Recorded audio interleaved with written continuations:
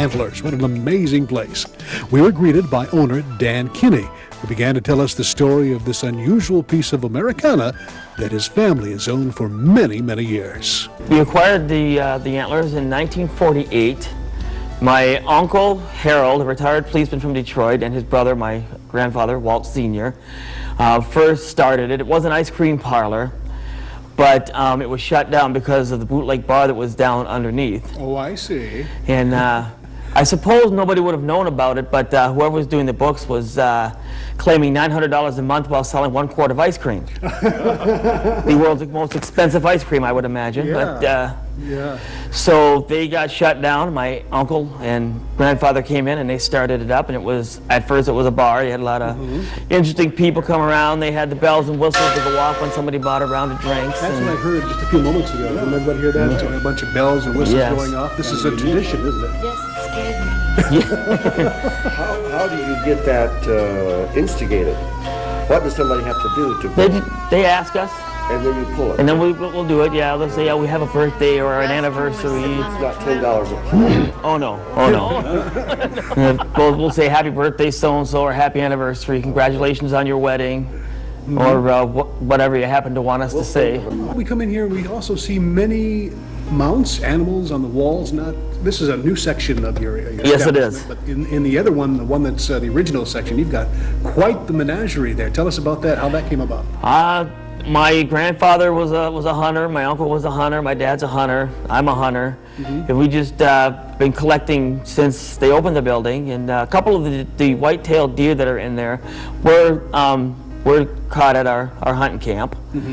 And but a lot of the animals, we've been to Missouri to auctions, we've been to Texas to auctions, we've been to Springfield, Missouri to the Bass Pro Shops, where we did some business with them, and we've had a lot of people donate some stuff to us and sell us some various horns and things. And it's been a lot of fun collecting over the years.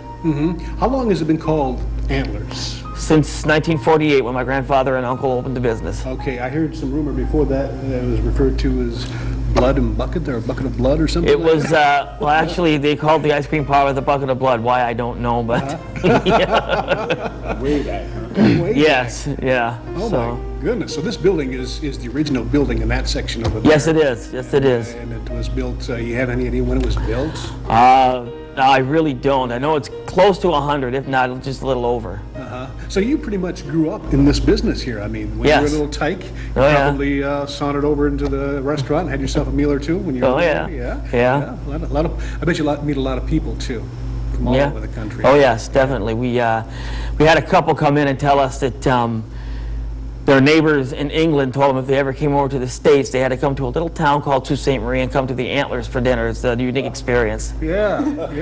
And we've had people from New Zealand, and I will never forget, we had a table of people from Japan come in. Just a bunch of guys. They sat down at a table, started doing the bells and whistles. Before we could tell them what was going on, they got up, ran out, and never came back.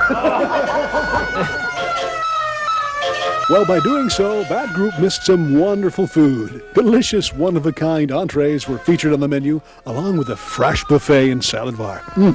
Antlers is quite the dining experience, with the mounts above seemingly keeping an eye on each and every patron. There was the unusual and bizarre within the walls of Antlers, from an actual two-headed calf to the more questionable and creative mounts of a baby Bigfoot, a jackalope, and a fur-bearing fish.